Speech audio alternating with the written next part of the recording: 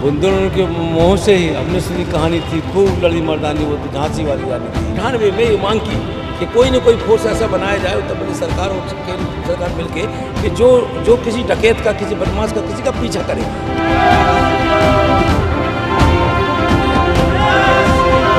Technical centre खोलने के लिए अपने विभाग से करीब 150 करोड़ के करीब मंजूरी कर दिया। 200 बच्चे ट्रेनिंग लेंगे।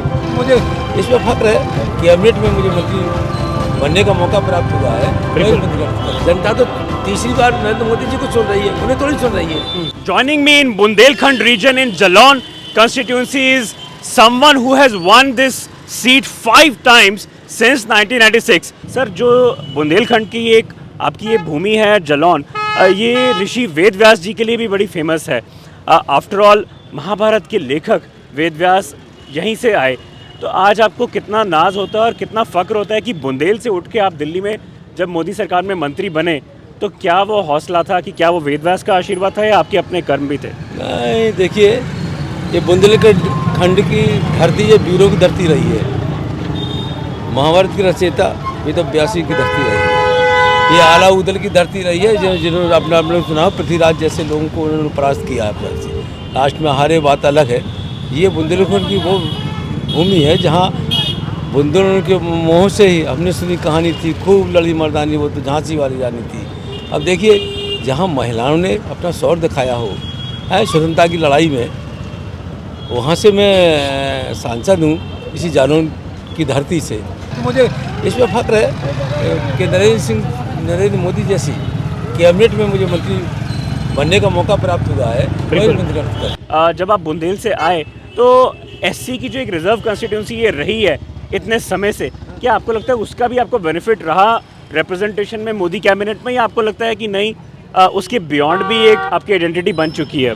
नहीं, दूसरा ये है कि जैसे एससी की कैटेगरी में है, और ऐसी कैटेगरी में भी तो ये जितनी भी हमारी सारी सीटें हैं उनमें एक आइडेंटिटी होती है।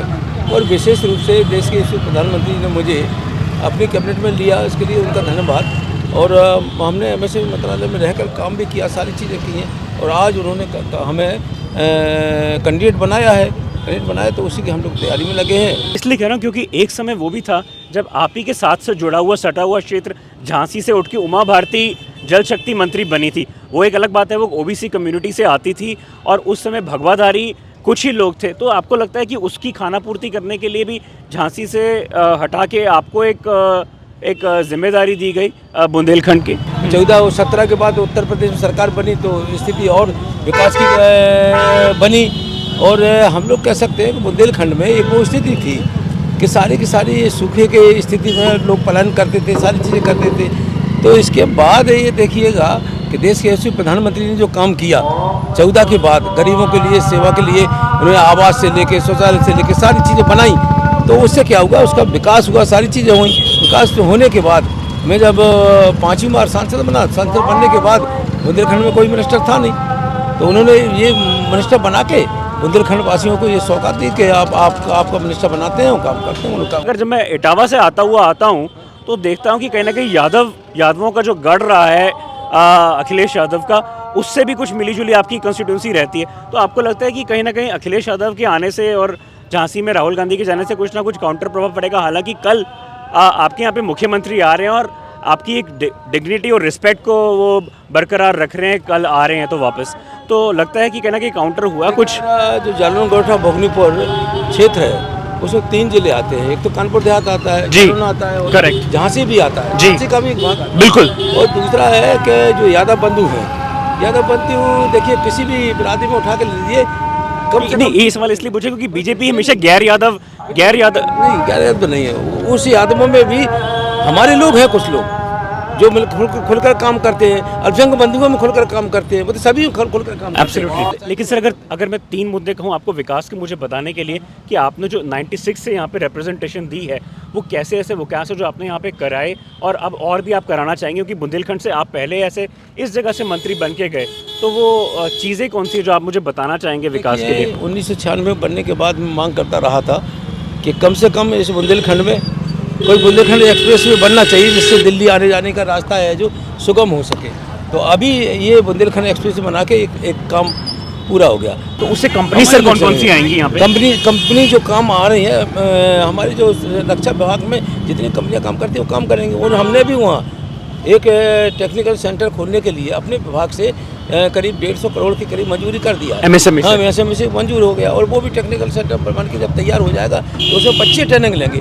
अखिलेश यादव कह रहे हैं और केजरीवाल कह रहे हैं कि अग्निवीर स्कीम बंद करा देंगे। नहीं, उनके बंद कराने से थोड़ी हो जाएगा। जनता तो तीसरी बार नरेंद्र मोदी जी को सुन रही है, उन्हें थोड़ी सुन रही है। वो तो कहने से थोड़ी होगा। इन्होंने योजना चालू की है, ये इसी तरह से कहते रहे तो इनका थोड़ा बहुत भी है वो भी खत्म हो जाएगा। बाकी बुंदेल का जो रीजन है वो एक समय चंबल का उस समय जाना जाता था जब यहाँ पे काफ़ी गुंडैत और डकैती हुआ करती थी। तो आपको लगता है कि इतने सालों से आपने वो सारी चीज़ें देखी और फिर फूलन देवी भी समाजवादी पार्टी से इलेक्ट होके वो सब खत्म हो चुका है, या आपको लगता है कि अभी भी कुछ ट्रेसेस हैं जो उसके मौजूद हैं? देखिए, मैं तो 90 से राजनीति कर रहा हूँ। उस समय डकैतों की सारी चीज़ों को सबको देखते हुए हम लोग आगे बढ़े हैं। हम लोगों ने ये भी देखा लोकसभा में समाजवादी पार्टी से फूलन देवी जीत के गई। जब मेरी मुलाकात वहाँ स्टेट गेस्ट वहाँ यूपी 1 में हुई तो लोगों ने पर्चा कराया, बोले ये जालौन से सांसद हैं।